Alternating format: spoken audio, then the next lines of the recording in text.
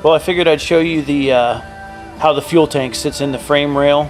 It fits in there just awesome. So I'm hoping today to have the straps all done on it. I'm really hoping they have the bed rails or bed sides done for me today, so I can work on those this holiday weekend. That'll give me 3 days to get the bed done. So I hope they have those done for me today. So anyway, I'll show you. Here's what the fuel tank looks like sitting in it. It fits in there great. So here you go. See, I'm building my own straps for it. I don't know if anybody out there uses these when they fabricate stuff, but these just work awesome for a lot of things. These they're coupler nuts, and they work really good whenever you want to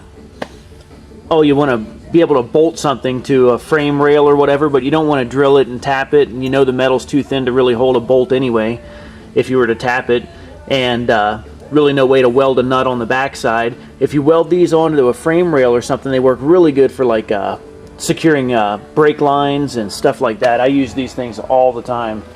So then these will be bolted down and the tank will be in there and it should stay put.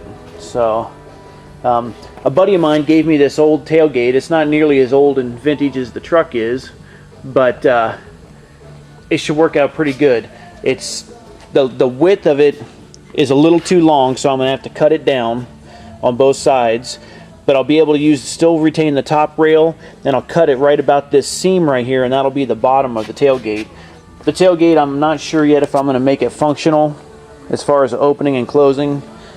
Time will tell. It just depends on if I feel like putting that much effort into the tailgate. So but anyway, here it is. It's what is this? I think September 4th, 2009. It's like 8:45 in the morning. I was here till probably 8:30 last night. Probably be here till 8:30 again tonight or later, who knows. Working on this thing, just really trying to get it at least into a rolling chassis. The back's done. I mean, it'll roll no problem. I still have the front to do. The problem with the front is I really don't want to do a whole lot of fabrication to the axle that's in it right now or sitting under it, because it has 456 gears, and I need something around a 331, 342s to work with the tire size I plan on running. These old tires that are on the back are just scabs. When the time comes and I need to match the ratios perfect to the tire size, I'll get the tires that match the ratio, instead of worrying about matching a ratio to these old bald scab tires. So I just need to, and I really don't want to put a gear set in this Dana 44 that's under here, because I'd rather just sell this set of axles, this Dana 44 and a Model 20 rear axle, because they've already got gears and lockers in them. So I really hate to pull the gears out. The carrier would be wrong in a Dana 44 to run anything lower than like 392. So I don't know what I'm going to do. I need to find another axle. So the front's kind of on hold until then. So that's why I've just been spending all this time getting the rear done.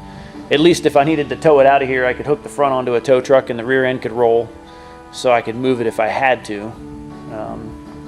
But I don't know. We'll see.